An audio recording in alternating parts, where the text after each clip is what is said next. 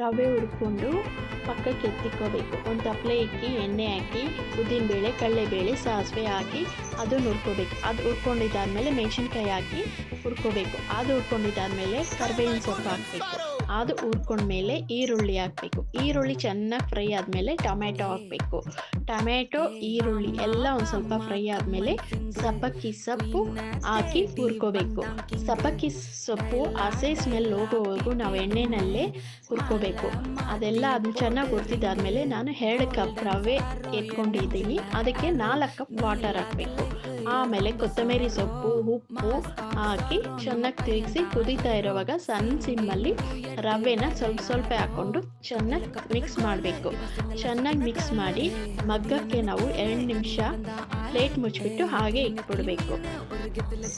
ಮತ್ತೆ ತೆಗ್ದು ಒಂದ್ಸಲಿ ತಿರುಗಿಸಿದ್ಮೇಲೆ ಬಿಸಿ ಬಿಸಿ ಸಬ್ಬಕ್ಕಿ ಸೊಪ್ಪು ಉಪ್ಪಿ